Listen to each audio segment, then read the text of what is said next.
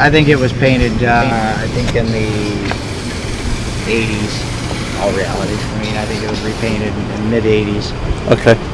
Who painted it, I'm not aware of, so. I mean, the paint's still pretty good for mid-80s, right? It's because it stayed in an airplane hangar. Yeah. I mean, me and Jim, we spent probably a good 3 solid days just washing the dust off of it, when it was raw. Yeah.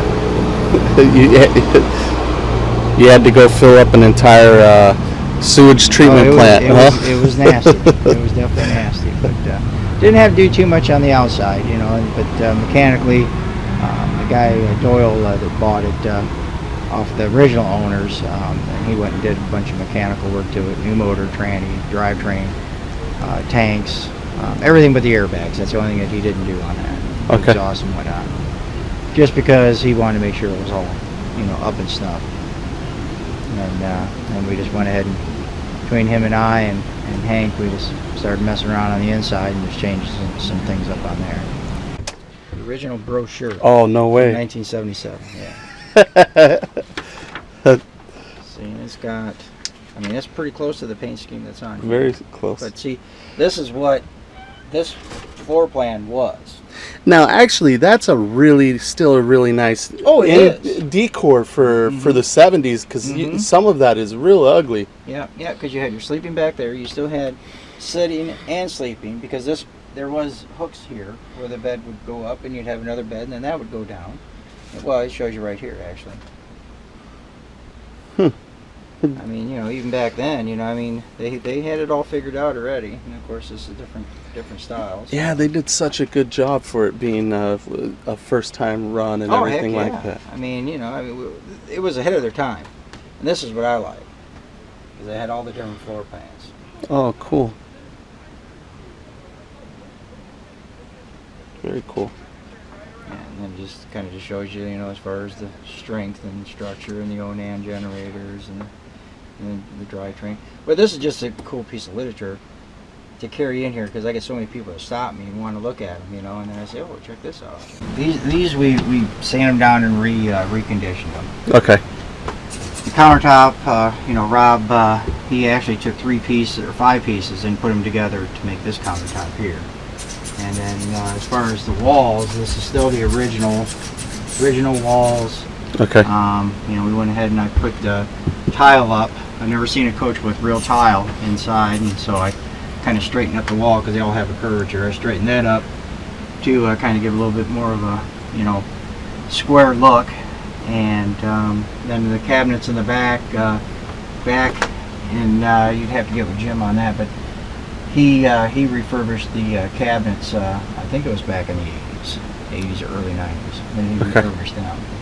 But when Doyle bought it, it still had the original plaid green, and then there was a bed back there, and then I went ahead and put a new, the seats back there that actually fold out into a bed, and just put new carpet and whatnot. And actually, where the darker brown is, the material, that is actually covered over the old plaid material there.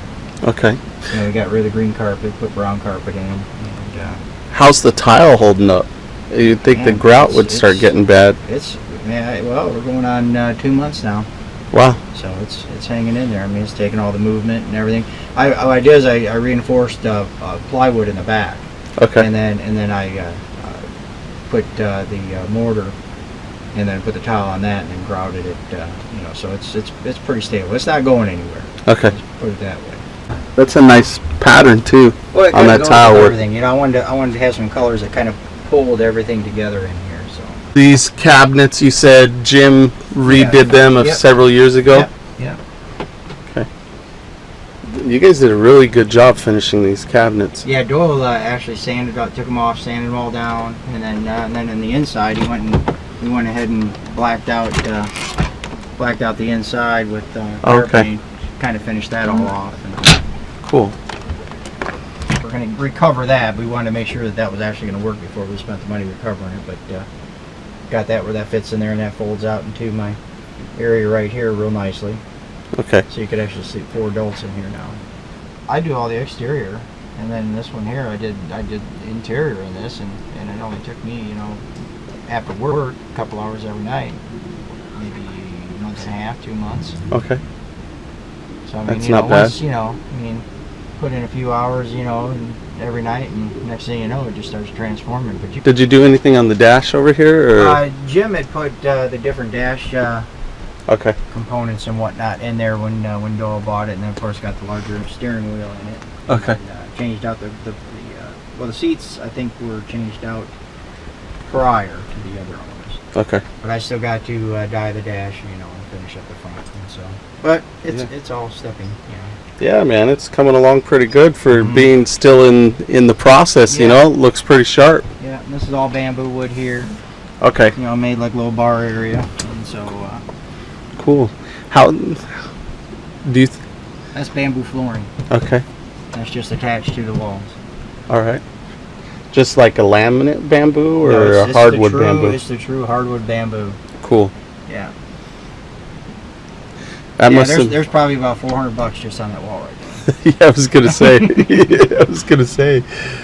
This was pretty well done here. The seams aren't. Yeah. I can't see the seams myself. Yeah, that was the hardest area right there. Oh yeah, I imagine you had You got all multiple these pieces curves. you're putting together, and then on top of that, you're curving at the same time. So it definitely wasn't just putting together and putting out. Did you have to use a router on that or? No, actually, Doyle used a saber saw. Oh. And then taped all the edges up so it wouldn't gnaw or anything. Okay. Get out there, guys. Connect with people. Live your big story. Make sure you do something every single day to reduce road suck. Peace, guys. Peace and love.